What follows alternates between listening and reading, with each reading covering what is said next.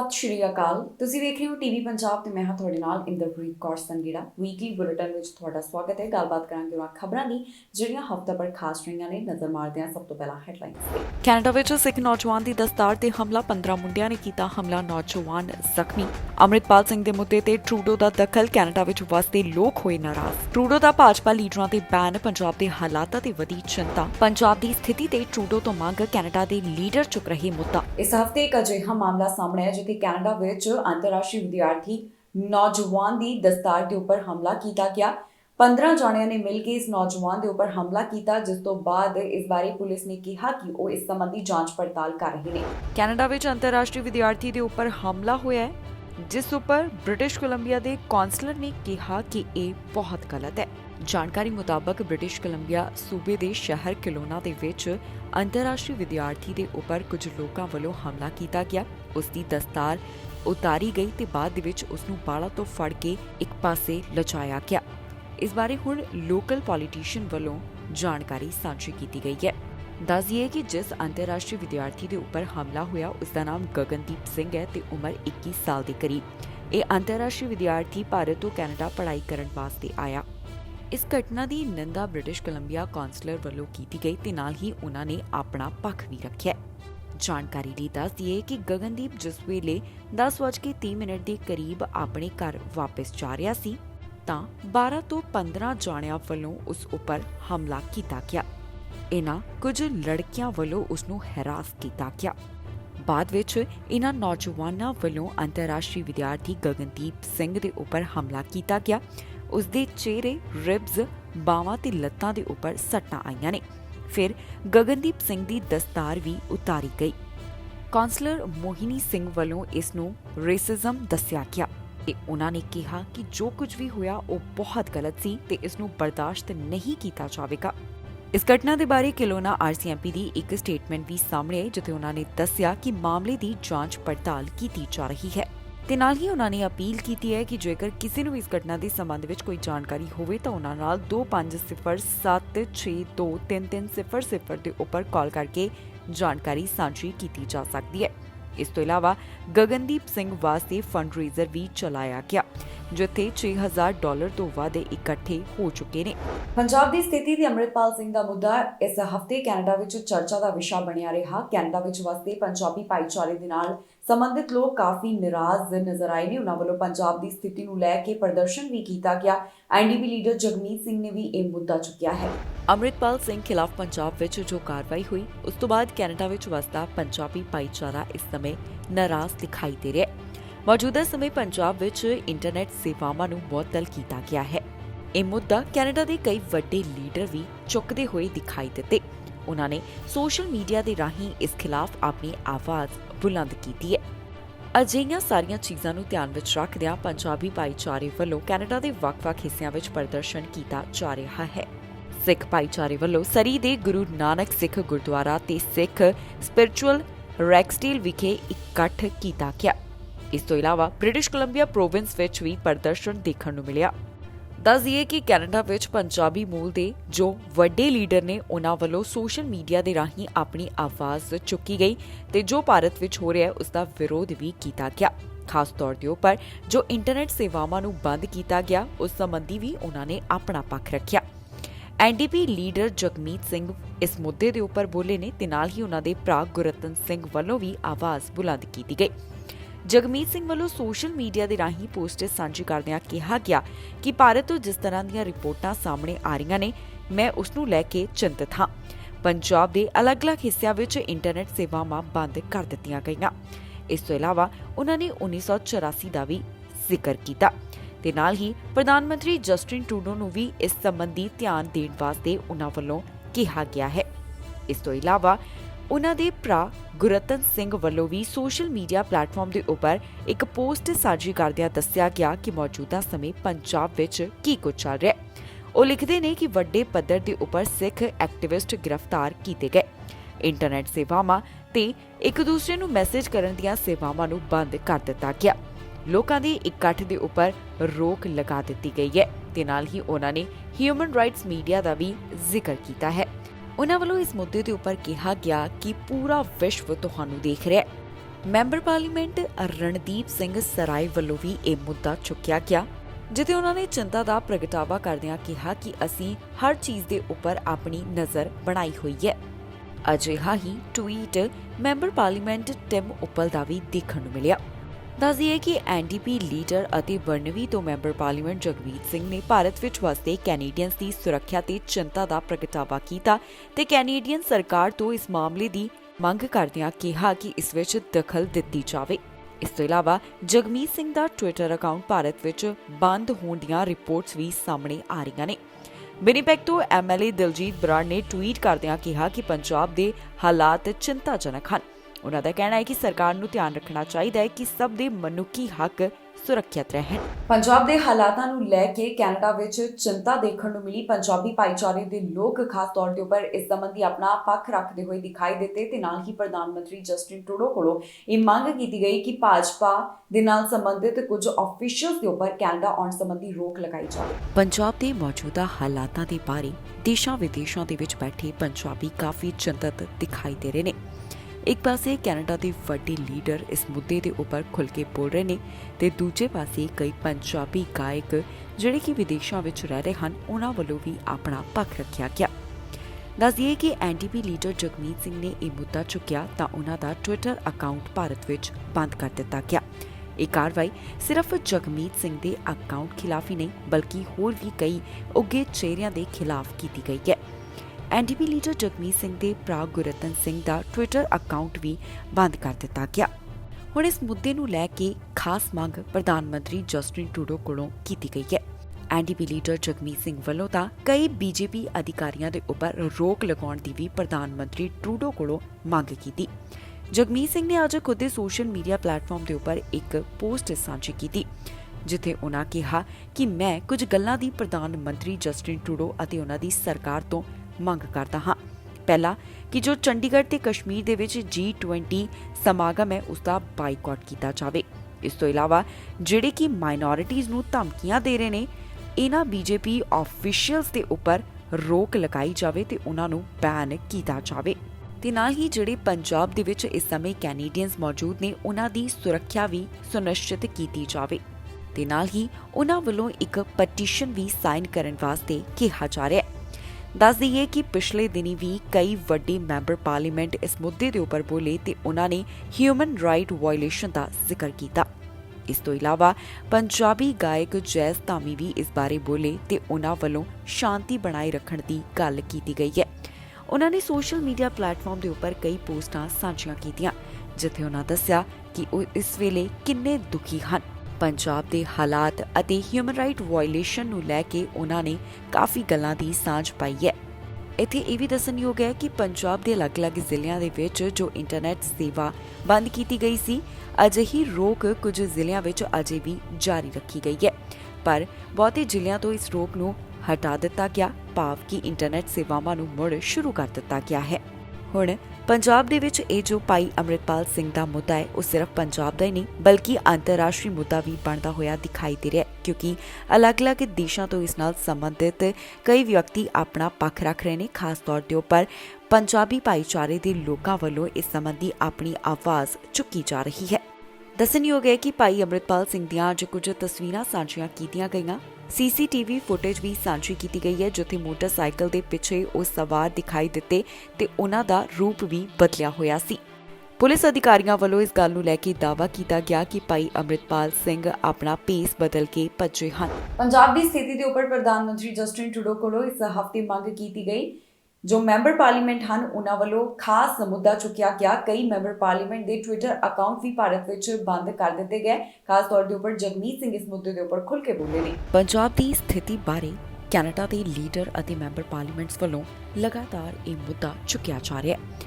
ਮੌਜੂਦਾ ਸਮੇਂ ਅਜੇ ਵੀ ਪੰਜਾਬ ਦੇ ਕੁਝ ਜ਼ਿਲ੍ਹਿਆਂ ਵਿੱਚ ਇੰਟਰਨੈਟ ਸੇਵਾਵਾਂ ਬੰਦ ਕੀਤੀਆਂ ਗਈਆਂ ਤੇ ਹਿਊਮਨ ਰਾਈਟ ਵਾਇਲੇਸ਼ਨ ਦਾ ਜ਼ਿਕਰ ਇੱਕ ਵਾਰ ਫਿਰ ਤੋਂ ਕੈਨੇਡਾ ਦੇ ਮੈਂਬਰ ਪਾਰਲੀਮੈਂਟ ਨੇ ਕੀਤਾ ਹੈ। ਦੱਸੀਏ ਕਿ ਕੈਨੇਡਾ ਦੇ ਲੀਡਰਾਂ ਵੱਲੋਂ ਜਦੋਂ ਇਸ ਮੁੱਦੇ ਦੇ ਉੱਪਰ ਆਪਣਾ ਪੱਖ ਰੱਖਿਆ ਗਿਆ ਤਾਂ ਉਹਨਾਂ ਦੇ ਅਕਾਊਂਟ ਭਾਰਤ ਦੇ ਵਿੱਚ ਬੰਦ ਕਰ ਦਿੱਤੇ ਗਏ ਭਾਵ ਕਿ ਉਹਨਾਂ ਦੇ ਸੋਸ਼ਲ ਮੀਡੀਆ ਅਕਾਊਂਟਸ ਖਿਲਾਫ ਕਾਰਵਾਈ ਕੀਤੀ ਗਈ। ਪੰਜਾਬ ਦੀ ਸਥਿਤੀ ਬਾਰੇ ਇੱਕ ਵਾਰ ਫਿਰ ਤੋਂ conservative deputy leader Tim Uppal ਬੋਲੇ ਨੇ। ਉਹਨਾਂ ਵੱਲੋਂ ਪੰਜਾਬ ਦੀ ਸਥਿਤੀ ਨੂੰ ਲੈ ਕੇ ਫਿਕਰ ਦਾ ਪ੍ਰਗਟਾਵਾ ਕੀਤਾ ਗਿਆ ਹੈ।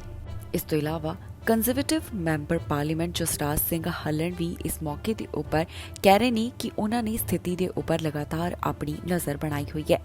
ਖਾਸ ਤੌਰ ਤੇ ਉੱਪਰ ਇਸ ਗੱਲ ਨੂੰ ਲੈ ਕੇ ਫਿਕਰ ਦਾ ਪ੍ਰਗਟਾਵਾ ਕੀਤਾ ਗਿਆ ਹੈ ਕਿ ਜਿਹੜੇ ਕੈਨੇਡੀਅਨਜ਼ ਭਾਰਤ ਦਾ ਜਾਣੀ ਕਿ ਪੰਜਾਬ ਦਾ ਸਫ਼ਰ ਕਰ ਰਹੇ ਹਨ। ਸੋਨੀਆ ਸਿੱਧੂ ਵੱਲੋਂ ਵੀ ਟਵਿੱਟਰ ਦੇ ਉੱਪਰ ਆਪਣੀ ਚਿੰਤਾ ਦਾ ਪ੍ਰਗਟਾਵਾ ਕੀਤਾ ਗਿਆ।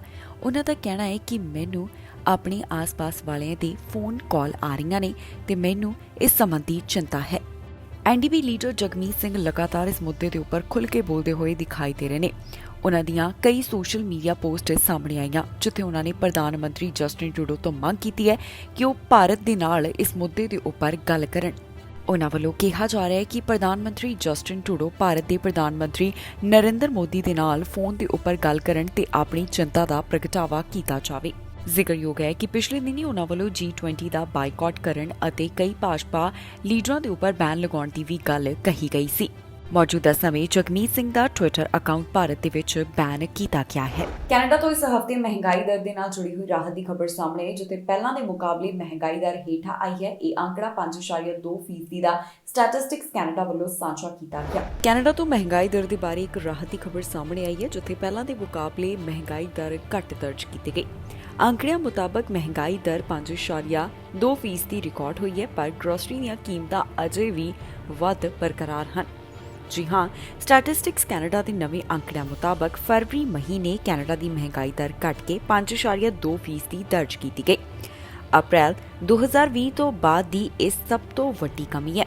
ਫਰਵਰੀ 2022 ਵਿੱਚ ਮਹਿੰਗਾਈ ਦਰ 5.7% ਸੀ। ਜਨਵਰੀ ਮਹੀਨੇ ਦੌਰਾਨ ਮਹਿੰਗਾਈ ਦਰ 5.9% ਦਰਜ ਕੀਤੀ ਗਈ। ਜਨਵਰੀ 2022 ਵਿੱਚ ਮਹਿੰਗਾਈ ਦਰ 5.1% ਸੀ। ਸਟੈਟਿਸਟਿਕਸ ਕੈਨੇਡਾ ਨੇ ਕਿਹਾ ਕਿ ਇਹ ਗਿਰਾਵਟ ਫਰਵਰੀ 2022 ਦੀਆਂ ਕੀਮਤਾਂ ਵਿੱਚ ਭਾਰੀ ਮਾਸਿਕ ਵਾਧੇ ਕਾਰਨ ਆਈ ਹੈ ਜਦੋਂ ਯੂਕਰੇਨ ਉੱਤੇ ਰੂਸੀ ਹਮਲੇ ਨਾਲ ਗਲੋਬਲ ਆਰਥਿਕਤਾ ਕਾਫੀ ਪ੍ਰਭਾਵਿਤ ਹੋਈ। ਸਮੁੱਚੇ ਤੌਰ ਤੇ ਮਹਿੰਗਾਈ ਘਟਣ ਦੇ ਬਾਵਜੂਦ ਗਰੋਸਰੀ ਦੀਆਂ ਕੀਮਤਾਂ ਅਜੇ ਵੀ ਵੱਧ ਦਰਜ ਕੀਤੀਆਂ ਜਾ ਰਹੀਆਂ ਹਨ। ਫਰਵਰੀ ਵਿੱਚ ਸਟੋਰਾਂ ਤੋਂ ਖਰੀਦੇ ਗਏ ਭੋਜਨ ਦੀਆਂ ਕੀਮਤਾਂ 1 ਸਾਲ ਦੇ ਪਹਿਲਾਂ ਦੇ ਮੁਕਾਬਲੇ 10.6% ਵੱਧ ਹਨ ਜੋ ਕਿ ਦੋਹਰੇ ਅੰਕੜੇ ਦਾ ਵਾਧਾ ਦਰਸਾਉਣ ਦਾ ਲਗਾਤਾਰ 7ਵਾਂ ਮਹੀਨਾ ਹੈ। ਗੈਸ ਦੀਆਂ ਕੀਮਤਾਂ ਵਿੱਚ 1 ਸਾਲ ਪਹਿਲਾਂ ਦੇ ਮੁਕਾਬਲੇ 4.7% ਘਾਟਾ ਦਰਜ ਕੀਤਾ ਗਿਆ ਜਿਸ ਦੇ ਵਾਸਤੇ 0.6% ਦਾ ਅੰਕੜਾ ਦਰਜ ਕੀਤਾ ਗਿਆ। ਯੂਕਰੇਨ ਉੱਤੇ ਰੂਸੀ ਹਮਲੇ ਕਾਰਨ ਕੀਮਤਾਂ ਵਧਣੀਆਂ ਸ਼ੁਰੂ ਹੋਈਆਂ। ਜਨਵਰੀ 2021 ਤੋਂ ਬਾਅਦ ਗੈਸ ਦੀਆਂ ਕੀਮਤਾਂ ਵਿੱਚ ਪਹਿਲੀ ਵਾਰ ਸਾਲਾਨਾ ਗਿਰਾਵਟ ਦਰਜ ਕੀਤੀ ਗਈ। ਸਟੈਟਿਸਟਿਕਸ ਕੈਨੇਡਾ ਨੇ ਕਿਹਾ ਕਿ ਜੇ ਫੂਡ ਐਂਡ ਐਨਰਜੀ ਨੂੰ ਛੱਡ ਦਈਏ ਤਾਂ ਫਰਵਰੀ ਵਿੱਚ ਕੀਮਤਾਂ 1 ਸਾਲ ਪਹਿਲਾਂ ਦੇ ਮੁਕਾਬਲੇ 4.8% ਵੱਧ ਦਰਜ ਕੀਤੀਆਂ ਗਈਆਂ। ਜਨਵਰੀ ਵਿੱਚ ਇਹ ਸਾਲ ਦਰ ਸਾਲ ਵਾਧਾ 4.9% ਦਾ ਸੀ। ਜੂਨ 2022 ਦੇ ਵਿੱਚ ਸਾਲਾਨਾ ਮਹਿੰਗਾਈ ਦਾ ਰਿਕਾਰਡ 8.1% ਦੇ ਪੱਧਰ ਤੇ ਪਹੁੰਚ ਗਈ ਪਰ ਉਸ ਤੋਂ ਬਾਅਦ ਇਹ ਲਗਾਤਾਰ ਹੇਠਾਂ ਵੱਲ ਆ ਰਹੀ ਹੈ। ਇਸ ਤੋਂ ਇਲਾਵਾ ਬੈਂਕ ਆਫ ਕੈਨੇਡਾ ਵੱਲੋਂ ਮਹਿੰਗਾਈ ਨੂੰ ਕਾਬੂ ਕਰਨ ਵਾਸਤੇ ਪਿਛਲੇ ਸਾਲ ਵਿਆਜ ਦਰਾਂ ਦੇ ਵਿੱਚ ਵਾਧੇ ਦਾ ਸਿਲਸਿਲਾ ਸ਼ੁਰੂ ਕੀਤਾ ਸੀ ਪਰ ਇਸ ਮਹੀਨੇ ਦੇ ਸ਼ੁਰੂ ਵਿੱਚ ਬੈਂਕ ਨੇ ਵਿਆਜ ਦਰਾਂ ਨੂੰ ਇੱਕ ਵਾਰ ਫੇਰ ਤੋਂ ਨਹੀਂ ਵਧਾਇਆ ਤੇ ਇਸ ਨੂੰ 4.5% ਤੇ ਹੀ ਬਰਕਰਾਰ ਰੱਖਿਆ ਗਿਆ। ਕੈਨੇਡਾ ਦੀਆਂ ਚੋਣਾਂ ਵਿੱਚ ਵਿਦੇਸ਼ੀ ਦਖਲਅੰਦਾਜ਼ੀ ਦਾ ਮੁੱਦਾ ਚਰਚਾ ਦਾ ਵਿਸ਼ਾ ਬਣਦਾ ਜਾ ਰਿਹਾ ਹੈ। ਹੁਣ ਇਸ ਸੰਬੰਧੀ ਜਾਂਚ ਦੀ ਮੰਗ ਹੋਰ ਵੀ ਜ਼ਿਆਦਾ ਸਖਤੀ ਦੇ ਨਾਲ ਕੀਤੀ ਜਾ ਰਹੀ ਹੈ ਤੇ ਨਾਲ ਹੀ ਇਹ ਵੀ ਕਿਹਾ ਜਾ ਰਿਹਾ ਹੈ ਕਿ ਇਹਨਾਂ ਚੋਣਾਂ ਦੇ ਵਿੱਚ ਭਾਰਤ ਦੀ ਵੀ ਦਖਲਅੰਦਾਜ਼ੀ ਹੋਈ ਹੈ ਜਿਸ ਸੰਬੰਧੀ ਜਾਂਚ ਹੋਵੇ। ਕੈਨੇਡਾ ਦੀਆਂ ਫੈਡਰਲ ਚੋਣਾਂ ਵਿੱਚ ਭਾਰਤ ਦੀ ਦਖਲਅੰਦਾਜ਼ੀ ਹੋਈ ਹੈ ਇਹ ਕਹਿਣਾ ਹੈ ਕੁਝ ਸਿੱਖ ਸੰਗਠਨਾਂ ਦਾ। ਉਨ੍ਹਾਂ ਵੱਲੋਂ ਕੈਨੇਡੀਅਨ ਰਾਜਨੀਤੀ ਵਿੱਚ ਭਾਰਤ ਦੀ ਕਥਿਤ ਦਖਲਅੰਦਾਜ਼ੀ ਦੀ ਜਾਂਚ ਕਰਵਾਉਣ ਦੀ ਮੰਗ ਕੀਤੀ ਜਾ ਰਹੀ ਹੈ। ਸੰਗਠਨ ਦੇ ਬੁਲਾਰੇ ਨੇ ਕਿਹਾ ਕਿ ਕੈਨੇਡਾ ਭਾਰਤ ਨਾਲ ਟਕਰਾਅ ਤੋਂ ਗੁਰੇਜ਼ ਕਰਦਾ ਹੈ। ਜੀ ਹਾਂ, ਜਦੋਂ ਕੈਨੇਡਾ ਵਿੱਚ ਚੋਣਾਂ ਦੌਰਾਨ ਵਿਦੇਸ਼ੀ ਦਖਲਅੰਦਾਜ਼ੀ ਦੇ ਦਾਅਵਿਆਂ ਦੀ ਜਾਂਚ ਲਈ ਸਾਬਕਾ ਗਵਰਨਰ ਜਨਰਲ ਡੇਵਿਡ ਨੂੰ ਵਿਸ਼ੇਸ਼ ਅਧਿਕਾਰੀ ਵਜੋਂ ਚੁਣਿਆ ਗਿਆ ਤੇ ਉਹ ਇੱਕ ਜਨਤਕ ਜਾਂਚ ਦੀ ਸਿਫਾਰਿਸ਼ ਵੀ ਕਰ ਰਹੇ ਨੇ। ਅਜਿਹੇ ਵਿੱਚ ਕੁਝ ਕੈਨੇਡੀਅਨ ਸਿੱਖ ਸੰਗਠਨਾਂ ਦਾ ਕਹਿਣਾ ਹੈ ਕਿ ਕੈਨੇਡੀਅਨ ਰਾਜਨੀਤੀ ਵਿੱਚ ਭਾਰਤ ਦੀ ਦਖਲਅੰਦਾਜ਼ੀ ਦੀ ਵੀ ਜਾਂਚ ਹੋਣੀ ਚਾਹੀਦੀ ਹੈ।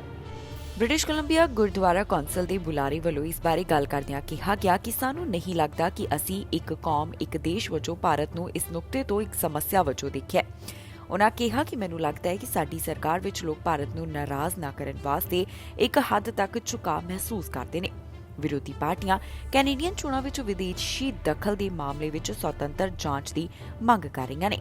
ਇਹ ਸਾਰਾ ਵਿਵਾਦ ਕੈਨੇਡੀਅਨ ਚੋਣਾਂ ਵਿੱਚ ਚੀਨ ਵੱਲੋਂ ਕਥਿਤ ਦਖਲਅੰਦਾਜ਼ੀ ਦੀਆਂ ਖਬਰਾਂ ਤੋਂ ਬਾਅਦ ਸ਼ੁਰੂ ਹੋਇਆ।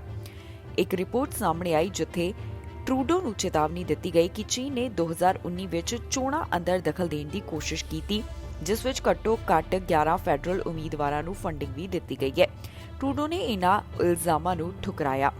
ਰਿਪੋਰਟ ਵਿੱਚ ਦੱਸਿਆ ਗਿਆ ਕਿ ਜਿਵੇਂ ਚੀਨ ਨੇ 2021 ਦੀਆਂ ਫੈਡਰਲ ਚੋਣਾਂ ਦੌਰਾਨ ਕੈਨੇਡਾ ਦੇ ਲੋਕਤੰਤਰ ਨੂੰ ਪ੍ਰਭਾਵਿਤ ਕਰਨ ਵਾਸਤੇ ਇੱਕ ਸੂਖਮ ਰਣਨੀਤੀ ਅਖਤਿਆਰ ਕੀਤੀ ਸੀ, ਪਿਛਲੇ ਹਫ਼ਤੇ ਲਿਬਰਲ ਸਰਕਾਰ ਨੇ ਡੇਵਿਡ ਨੂੰ ਇਨ੍ਹਾਂ ਦਾਅਵਿਆਂ ਦੀ ਜਾਂਚ ਕਰਨ ਵਾਸਤੇ ਵਿਸ਼ੇਸ਼ ਅਧਿਕਾਰੀ ਦੇ ਤੌਰ ਤੇ ਅਪਾਇੰਟ ਕੀਤਾ ਗਿਆ। ਰਿਪੋਰਟ ਵਿੱਚ ਸਰਕਾਰ ਨੂੰ ਅਪੀਲ ਕੀਤੀ ਗਈ ਹੈ ਕਿ ਉਹ ਕੈਨੇਡੀਅਨ ਰਾਜਨੀਤੀ ਵਿੱਚ ਦਖਲ ਦਿੰਦੇ ਹੋਰ ਦੇਸ਼ਾਂ ਦੇ ਯਤਨਾਂ ਤੇ ਵੀ ਨਜ਼ਰ ਰੱਖੇ।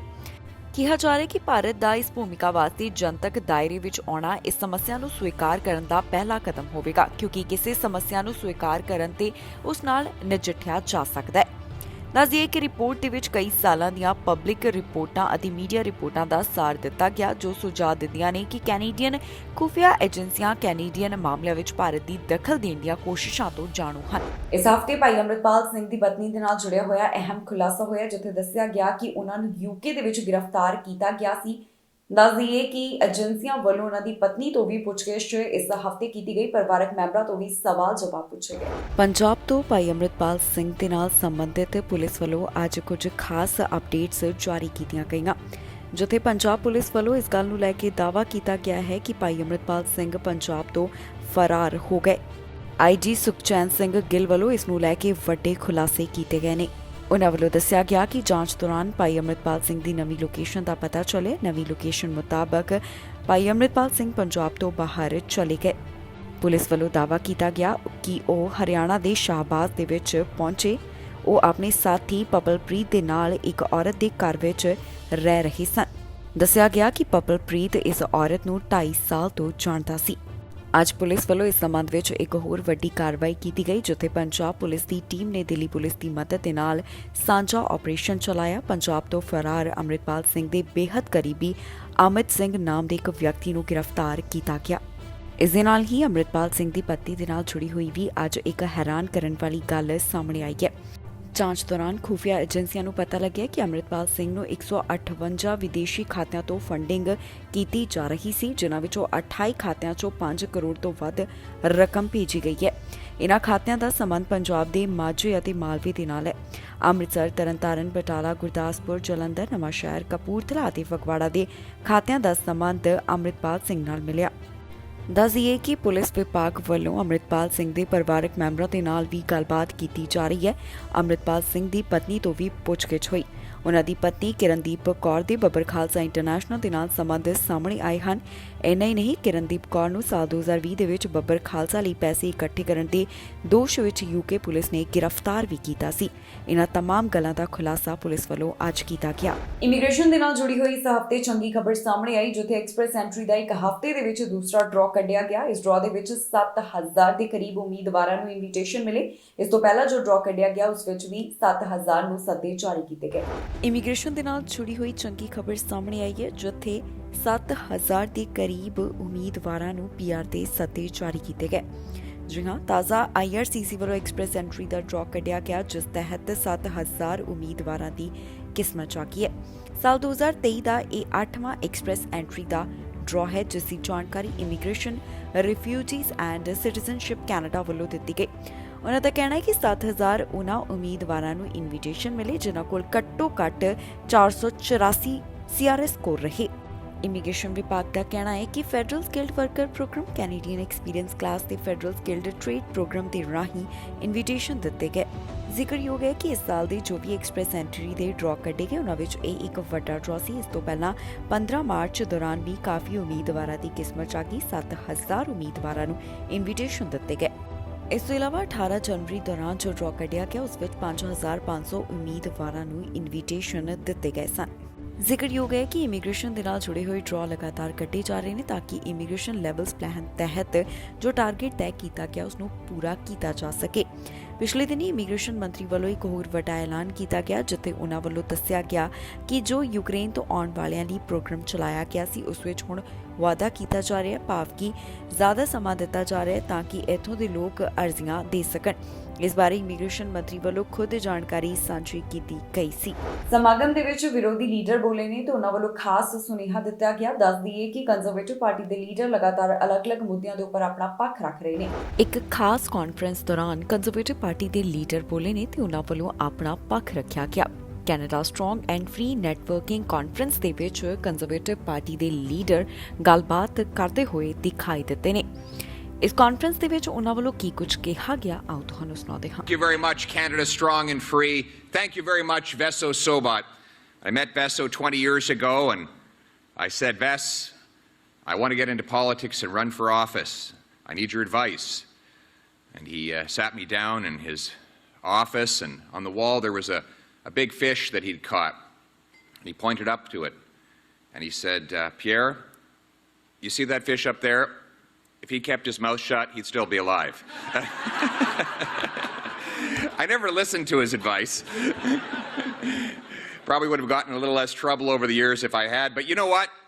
Making noise is part of the job on Parliament Hill. And one person who made a lot of noise and did a lot of good was the great Preston Manning. Thank you very much for your role as statesman to our movement, Preston.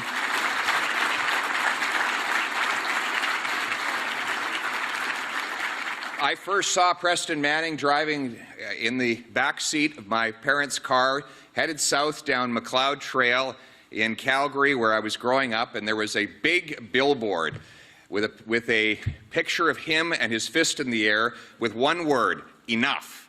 Boy, oh boy, would that word ever sum up the situation we have here in Canada today, wouldn't it?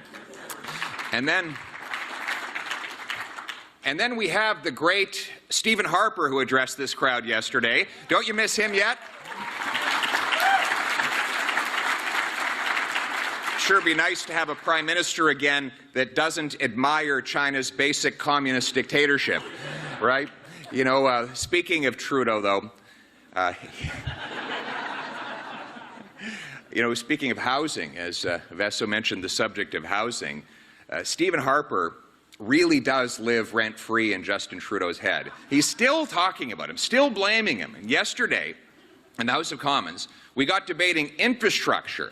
ਪ੍ਰਧਾਨ ਮੰਤਰੀ Justin Trudeau ਦੇ $6000 ਦੇ hotel ਦੇ ਕਮਰੇ ਨੇ ਇਸ ਹਫ਼ਤੇ ਕਾਫੀ ਜ਼ਿਆਦਾ ਚਰਚਾ ਛੇੜ ਦਿੱਤੀ। ਇਸ ਨੂੰ ਲੈ ਕੇ ਕਈ ਤਰ੍ਹਾਂ ਦੇ ਸਵਾਲ ਵੀ ਪੁੱਛੇ ਗਏ। ਮਹਾਰਾਣੀ ਐਲਿਜ਼ਾਬੈਥ ਦੀ ਮੌਤ ਤੋਂ ਬਾਅਦ ਜਦੋਂ ਪ੍ਰਧਾਨ ਮੰਤਰੀ ਇੰਗਲੈਂਡ ਦੇ ਵਿੱਚ ਗਏ ਤਾਂ ਉਹਨਾਂ ਨੇ ਇੰਨਾ ਮਹਿੰਗਾ ਹੋਟਲ ਬੁੱਕ ਕੀਤਾ ਸੀ। ਪ੍ਰਧਾਨ ਮੰਤਰੀ ਜਸਟਿਨ ਟਰੂਡੋ ਦਾ $6000 ਵਾਲਾ ਹੋਟਲ ਦਾ ਕਮਰਾ ਕਾਫੀ ਚਰਚਾ ਦਾ ਵਿਸ਼ਾ ਬਣ ਗਿਆ।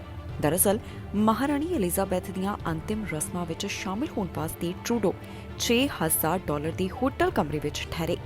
ਪ੍ਰਧਾਨ ਮੰਤਰੀ ਦਫ਼ਤਰ ਦਾ ਕਹਿਣਾ ਹੈ ਕਿ ਜਸਟਿਨ ਟਰੂਡੋ ਅਤੇ ਉਹਨਾਂ ਦੀ ਪਤਨੀ ਸੋਫੀ ਮਹਾਰਾਣੀ ਐਲਿਜ਼ਾਬੈਥ ਦੇ ਅੰਤਿਮ ਸੰਸਕਾਰ ਵਿੱਚ ਸ਼ਾਮਿਲ ਹੋਣ ਵੇਲੇ $6000 ਪ੍ਰਤੀ ਰਾਤ ਦੇ ਹੋਟਲ ਕਮਰੇ ਵਿੱਚ ਠਹਿਰੇ ਸਨ। ਲੰਡਨ ਹੋਟਲ ਦੇ ਵਿੱਚ ਠਹਿਰਨਾ ਪਿਛਲੇ ਫਾਲ ਸੀਜ਼ਨ ਵਿੱਚ ਜਨਤਕ ਬਹਿਸ ਦਾ ਵਿਸ਼ਾ ਬਣ ਗਿਆ ਸੀ, ਜਿਸ ਵੇਲੇ ਸੂਚਨਾ ਤੱਕ ਪਹੁੰਚ ਦੇ ਅਧਿਕਾਰ ਰਾਹੀਂ ਪ੍ਰਾਪਤ ਦਸਤਾਵੇਜ਼ਾਂ ਤੋਂ ਮੀਡੀਆ ਨੂੰ ਟਰੂਡੋ ਦੀ $4 ਲੱਖ ਦੀ ਇੰਗਲੈਂਡ ਫੇਰੀ ਦੇ ਵੇਰਵੇ ਮਿਲੇ। ਪਰ ਟਰੂਡੋ ਦੇ ਦਫ਼ਤਰ ਅਤੇ ਗਲੋਬਲ ਅਫੇਅਰ ਕੈਨੇਡਾ ਨੇ ਪਿਛਲੇ ਮਹੀਨੇ ਇਸ ਬਾਰੇ ਸਵਾਲਾਂ ਦਾ ਜਵਾਬ ਨਹੀਂ ਦਿੱਤਾ ਸੀ ਕਿ ਇਸ ਮਹਿੰਗੇ ਹੋਟਲ ਕਮਰੇ ਵਿੱਚ ਕੌਣ ਠਹਿਰਿਆ। ਸਰਕਾਰੀ ਕੰਮਕਾਜ ਕਮੇਟੀ ਦੇ ਵਿਰੋਧੀ ਧਿਰ ਦੇ ਮੈਂਬਰਾਂ ਨੇ ਪਿਛਲੇ ਮਹੀਨੇ ਯਾਤਰਾ ਨਾਲ ਜੁੜੀਆਂ ਸਾਰੀਆਂ ਰਸੀਦਾਂ ਦੀ ਕਾਪੀ ਮੰਗੀ ਸੀ। ਮਹਾਰਾਣੀ ਦੇ ਦੇਹਾਂਤ ਤੋਂ ਇੱਕ ਦਿਨ ਬਾਅਦ 9 ਸਤੰਬਰ ਨੂੰ ਇਸ ਹੋਟਲ ਦਾ ਕਮਰਾ 15 ਤੋਂ 20 ਸਤੰਬਰ ਵਾਸਤੇ ਬੁੱਕ ਕੀਤਾ ਗਿਆ। ਪ੍ਰਧਾਨ ਮੰਤਰੀ ਦਫ਼ਤਰ ਨੇ ਇੱਕ ਬਿਆਨ ਵਿੱਚ ਕਿਹਾ ਕਿ ਅੰਤਿਮ ਸੰਸਕਾਰ ਤੋਂ ਪਹਿਲਾਂ ਹੋਟਲ ਦੀਆਂ ਕੀਮਤਾਂ ਕਾਫੀ ਵੱਧ ਗਈਆਂ ਅਤੇ ਕਈ ਦੇਸ਼ਾਂ ਦੇ ਰਾਜ ਪ੍ਰਮੁੱਖਾਂ ਅਤੇ ਉਹਨਾਂ ਦੇ ਵਫਦ ਦੇ ਲੰਡਨ ਵਿੱਚ ਉਤਰੇ ਹੋਣ ਕਰਕੇ ਹੋਟਲ ਉਪਲਬਧ ਵੀ ਨਹੀਂ ਸਨ। ਹੋਟਲ ਦੀ ਵੈਬਸਾਈਟ ਤੇ ਇਸ ਸਮੇਂ ਉਸ ਕਮਰੇ ਦਾ ਕਿਰਾਇਆ $5154 ਬ੍ਰਿਟਿਸ਼ ਪਾਉਂਡ ਪ੍ਰਤੀ ਰਾਤ ਹੈ, ਜੋ ਕਿ ਸਤੰਬਰ ਵਿੱਚ ਚਾਰਜ ਕੀਤੇ ਗਏ $4800 ਪਾਉਂਡ ਤੋਂ ਜ਼ਿਆਦਾ ਹੈ। ਮੌਜੂਦਾ ਐਕਸਚੇਂਜ ਰੇਟ ਦੇ ਹਿਸਾਬ ਨਾਲ ਅਗਲੇ ਮਹੀਨੇ ਇਸ ਮਹਿੰਗੇ ਹੋਟਲ ਦੇ ਕਮਰੇ ਦਾ ਕਿਰਾਇਆ $8000 ਪ੍ਰਤੀ ਰਾਤ ਹੋ ਜਾਵੇਗਾ। ਐਕਸੈਸ ਟੂ ਇਨਫੋਰਮੇਸ਼ਨ ਦੁਆਰਾ ਪ੍ਰਾਪਤ ਡਾਕੂਮੈਂਟਸ ਮੁਤਾਬਕ ਬੁਕਿੰਗ 3 ਵਿਸਰਿਆਂ ਵਾਲੇ ਕਮਰੇ ਵਾਸਤੇ ਸੀ। ਪੀਐਮਓ ਨੇ ਕਿਹਾ ਕਿ ਉਹ ਹੋਟਲ ਕਮਰੇ ਵਿੱਚ ਸਿਰਫ ਪ੍ਰਧਾਨ ਮੰਤਰੀ ਅਤੇ ਉਹਨਾਂ ਦੀ ਪਤਨੀ ਠਹਿਰੇ ਸਨ। ਨਵੰਬਰ ਵਿੱਚ ਕੰਜ਼ਰਵੇਟਿਵ ਲੀਡਰ ਪੀਅਰ ਪੋਲੀਏਵ ਨੇ ਹਾਊਸ ਆਫ ਕਾਮਨਸ ਵਿੱਚ ਟਰੂਡੋ ਨੂੰ ਸਵਾਲ ਪੁੱਛੇ ਸਨ ਕਿ ਹੋਟਲ ਦੇ ਕਮਰੇ ਵਿੱਚ ਕੌਣ ਠਹਿਰਿਆ, ਪਰ ਟਰੂਡੋ ਨੇ ਕੋਈ ਜਵਾਬ ਨਹੀਂ ਦਿੱਤਾ। ਟਰੂਡੋ ਦੇ ਇੱਕ ਪ੍ਰੈਸ ਸਕੱਤਰ ਨੇ ਵੀਰਵਾਰ ਨੂੰ ਲਿਖਤ ਬਿਆਨ ਵਿੱਚ ਕਿਹਾ ਕਿ ਮਹਾਰਾਣੀ ਐਲਿਜ਼ਾਬੈਥ II ਦੀ ਮੌਤ ਕੈਨੇਡੀਅਨਸ ਵਾਸਤੇ ਇੱਕ ਮਹੱਤਵਪੂਰਨ ਘਟਨਾ ਸੀ। ਕੈਨੇਡਾ ਦੀ ਨੁਮਾਇੰਦਗੀ ਸਾਬਕਾ ਪ੍ਰਧਾਨ ਮੰਤਰੀਆਂ ਅਤੇ ਗਵਰਨਰ ਜਨਰਲ ਦੁਆਰਾ ਮਹਾਰਾਣੀ ਨੂੰ ਸ਼ਰਧਾਂਜਲੀ ਦੇਣ ਵਾਸਤੇ ਕੀਤੀ ਗਈ ਸੀ। ਇਸ ਦੇ ਨਾਲ ਹੀ ਜਾਂਦੇ ਇੱਕ ਵਾਰ ਫਿਰ ਤੋਂ ਨਜ਼ਰ ਮਾਰਦੇ ਹਾਂ ਹੈਡਲਾਈਨਸ ਤੇ। ਕੈਨੇਡਾ ਵਿੱਚ ਸਿੱਖ ਨੌਜਵਾਨ ਦੀ ਦਸਤਾਰ ਤੇ ਹਮਲਾ, 15 ਮੁੰਡਿਆਂ ਨੇ ਕੀਤਾ ਹਮਲਾ, ਨੌਜਵਾਨ ਜ਼ਖਮੀ। ਅੰਮ੍ਰਿਤਪਾਲ ਸਿੰਘ ਦੇ ਮੁੱਦੇ ਤੇ ਟਰੂਡੋ ਦਾ ਦਖਲ, ਕੈਨੇਡਾ ਵਿੱਚ ਵਸਦੇ ਲੋਕ ਹੋਏ ਨਾਰਾਜ਼। ਟਰੂਡੋ ਦਾ ਭਾਜਪਾ ਲੀਡਰਾਂ ਤੇ ਬੈਨ, ਪੰਜਾਬ ਦੇ ਹਾਲਾਤਾਂ ਤੇ ਵਧੀ ਚਿੰਤਾ। ਪੰਜਾਬ ਦੀ ਸਥਿਤੀ ਤੇ ਟਰੂਡੋ ਤੋਂ ਮੰਗ, ਕੈਨੇਡਾ ਦੇ ਲੀਡਰ ਚੁੱਕ ਰਹੇ ਮੁੱਦਾ। ਖਬਰਾਂ ਦੇ ਇਸ ਬੁਲੇਟਿਨ ਵਿੱਚ ਇੰਨਾ ਹੀ। ਫਿਲਹਾਲ ਮੈਨੂੰ ਇੰਦਰਪ੍ਰੀਤ ਕੌਰ ਸੰਗੀਤਾ ਨੂੰ ਦਿਓ ਇਜਾਜ਼ਤ ਤੇ ਤੁਸੀਂ ਵੇਖਦੇ ਰਹੋ ਟੀਵੀ ਪੰਜਾਬ।